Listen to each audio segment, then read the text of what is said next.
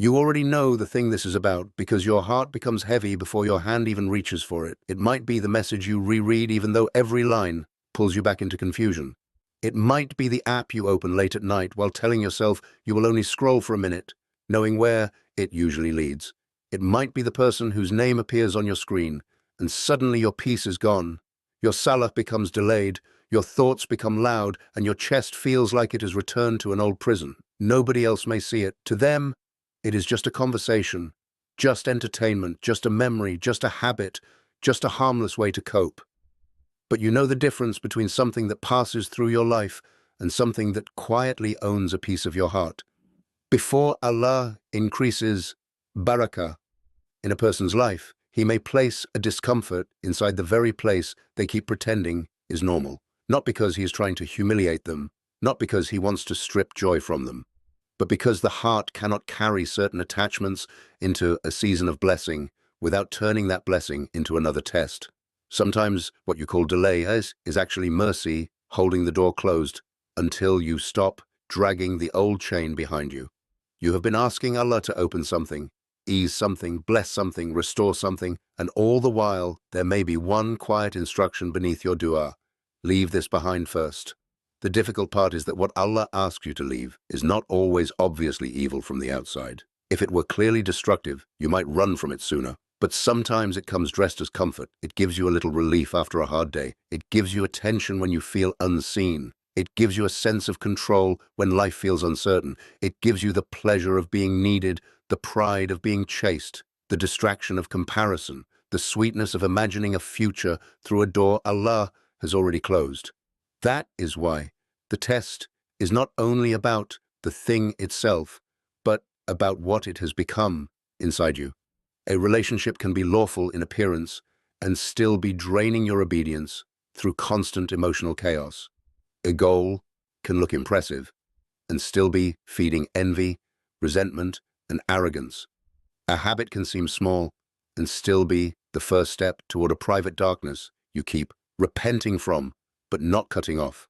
Allah does not ask you to leave something because He needs to take it away. He asks because your heart is being trained for freedom, and freedom is not possible while something other than Allah can pull you away from prayer, dignity, truth, or restraint. Barakah is not just having more. Barakah is when what you have stops destroying you. It is time that contains light. It is risk that does not make you arrogant. It is love that does not make you disobey. It is success that does not harden the heart. So, when something keeps stealing your clarity, weakening your worship, or making you less honest with yourself, the heaviness may not be random. It may be guidance arriving before the blessing, warning you that this attachment cannot travel any further. Look at the small moments where the truth becomes clear. You wake up with the intention to pray on time, but one emotional argument drains you so deeply that you sit on the edge of the bed, staring at the prayer mat, unable to move. You promise yourself you will stop comparing your life to others, but at midnight you are looking at someone's engagement, someone's new home, someone's career, someone's peaceful face in a picture that may not even show their real struggle, and suddenly your own blessings feel small. You tell Allah you want a cleaner heart, then you remain in conversations where people are mocked, exposed, measured, and reduced, and afterward your tongue feels heavy with words you wish you had not said. You ask for guidance. But when the answer begins to look like distance, discipline, and silence, you call it loneliness and try to return to what Allah was pulling you away from. That is the tenderness and seriousness of this test. Your heart is not confused because it lacks signs. Often it is confused because it keeps negotiating with signs it has already received. If this lands in the place you have been avoiding, let a quiet like be your way of acknowledging that you are ready to take this seriously, not for attention, but as a small outward witness to an inward decision. The believer grows when the private life starts agreeing with the public dua. It is not enough to say, Ya Allah, bless me, while protecting the very thing that keeps corrupting the vessel meant to receive the blessing. There is a false interpretation that can trap a sincere person here. They may think leaving something behind means Allah is punishing them, rejecting them, or making life harder because they failed too many times. But repentance does not work like that. Allah is not like people who remind you of your worst moments every time you try to stand again. When the door of return opens in your chest, even with shame, even with tears, even after repetition, that opening itself is mercy. The problem is not that you fell. The problem is when you build a bed where you fell and call it your personality. Someone may say, "This is just how I am. I overthink. I get attached. I need validation. I always go back. I cannot stop." But faith teaches you that your old patterns are not your permanent identity. You are accountable, but you are not abandoned. You may have been wounded, but you do not have to obey the wound like it is revelation. Sabr is not staying in what ruins you because you are afraid of change. Tawakkul is not passively accepting every emotional storm as destiny, while refusing the door Allah opened for your escape. Sometimes trust in Allah looks like deleting the contact, leaving the group chat, sleeping earlier, blocking the path to sin, apologizing without reopening the relationship, changing the routine, lowering the gaze, putting the phone in another room, or making wudu when the urge returns. These actions may look small to others, but in the unseen they are acts of war against the nafs that used to command you. The first barakah may not be money or applause. It may be that you finally pray Fajr without dragging last night's guilt into it. There must also be nuance, because not every discomfort means you should run, and not every difficult person is a danger to your soul. Marriage, family, work, study, caregiving, community, and long responsibilities can all feel heavy while still being places where Allah is teaching patience, service, and maturity. A parent may test your softness. A spouse may require communication, not escape. A child may stretch your sleep and your nerves. A job may be tiring, but lawful, necessary, and part of your provision. The point is not to label every challenge as toxic so you can avoid the burden of character. The point is to become honest about the difference between a test that grows you and an attachment that deforms you. A growing test may be painful, but it brings you closer to Allah through humility, dua, and better conduct. A harmful attachment repeatedly pulls you away from obedience, makes you hide, makes you lie, makes you cruel, makes you spiritually numb, or keeps you circling the same regret without any serious change. Basira, the inner sight Allah gives, often appears in this distinction. You begin to notice that after some hardships, your heart is tired, but cleaner. After other things, your heart is restless, defensive, secretive, and ashamed. That difference matters. Islam does not ask you to be reckless with people, nor does it ask you to worship your emotions. You do not need to announce every boundary, dramatize every ending, or turn your pain into a public performance. Sometimes the most disciplined thing is to make the decision quietly, seek advice from someone trustworthy if needed, pray istikhara, fulfill obligations with justice, and stop feeding what has already shown you its fruit. One of the clearest signs that Allah is asking you to leave something behind is that you can no longer enjoy it the way you used to. The sin that once felt thrilling now leaves a bitter silence afterward. The attention that once made you feel powerful now makes you feel cheap. The argument that once gave you the satisfaction of being right now leaves your chest tight for hours. The gathering that once made you laugh now exposes how much your heart has changed. Because the jokes feel harsh, the gossip feels heavy, and the old version of you no longer fits comfortably in the room.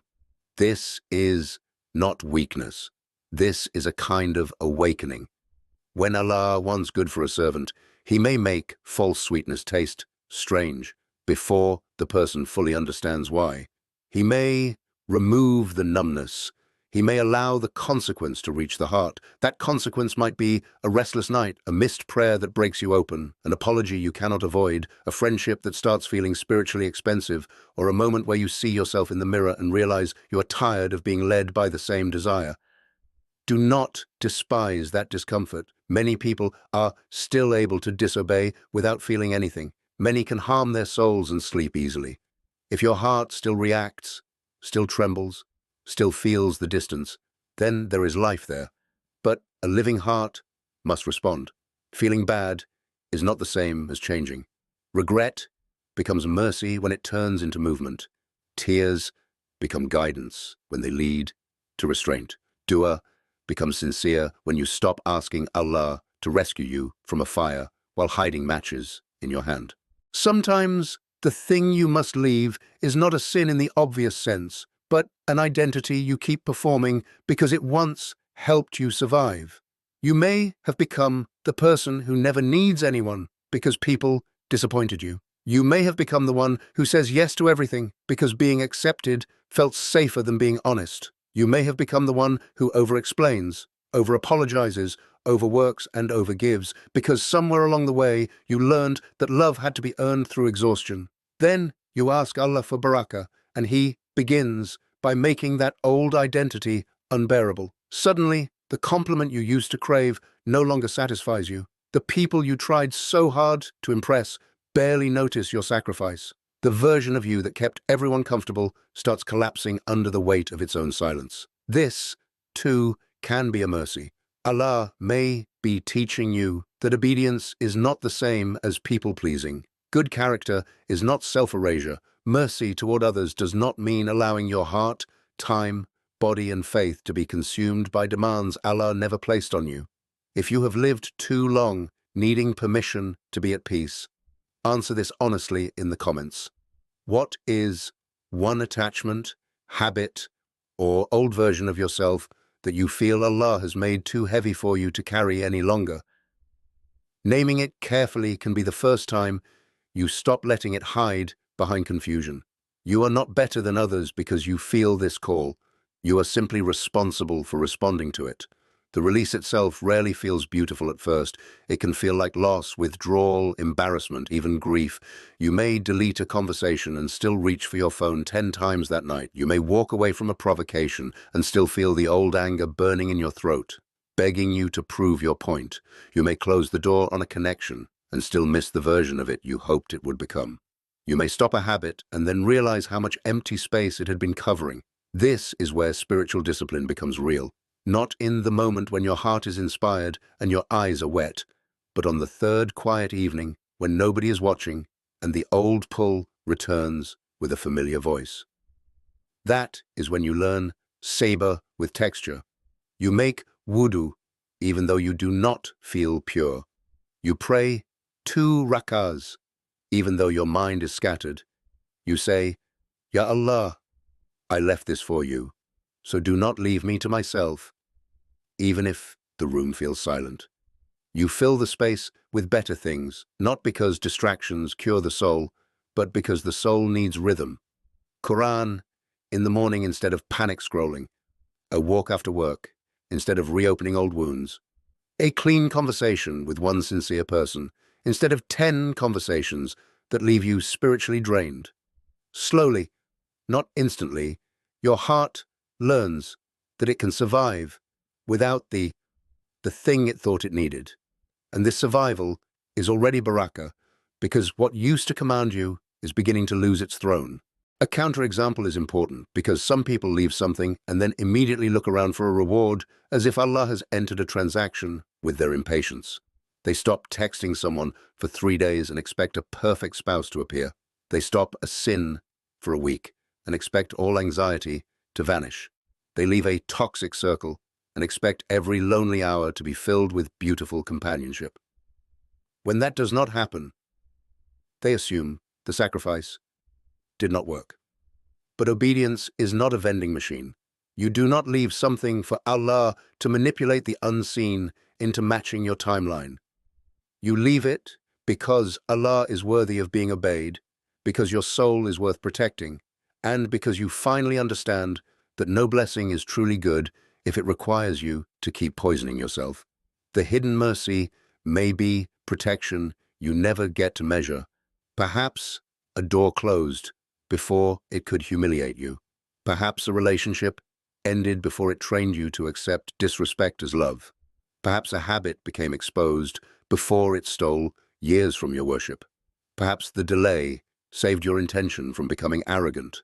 Perhaps the loneliness forced you to discover a dua that would never have come from a crowded life. The believer does not need every mercy to be explained in advance. Tawakkul means you act with obedience, then release the demand. to understand every detail while it is still unfolding. You may not know what Allah is building through your restraint, but you can know what was being destroyed through your refusal to change. That alone is enough to begin. Then, after some time, something quiet happens. Not dramatic, not always visible. You are tested by the same kind of message. And instead of your heart racing toward it, you pause. You read it once, breathe, and realize you do not need to answer. From panic, someone tries to pull you into the old argument, and for the first time, silence does not feel like defeat. You see the life of someone you used to envy, and instead of shrinking, you make dua for them and return to your own work. You miss what you left, but you no longer mistake missing it for needing it. You pray, and your salah still may not be perfect, but you are present in a way you had forgotten was possible. This is one of the first signs of Barakah, not that life becomes effortless, but that your heart stops leaking strength through old openings. Your time becomes cleaner because you are not spending hours recovering from conversations that should never have had access to you. Your decisions become steadier because you are not trying to please every voice. Your risk, whatever amount Allah has written, feels less cursed by comparison and more connected to gratitude. Your private repentance becomes less theatrical and more practical. You stop promising huge transformations and start guarding smaller gates. The blessing is not that you become untouchable. The blessing is that when weakness knocks, you recognize its footsteps sooner. Allah may still test you, you may still cry, you may still wait, but now the waiting is not mixed with the same self-betrayal.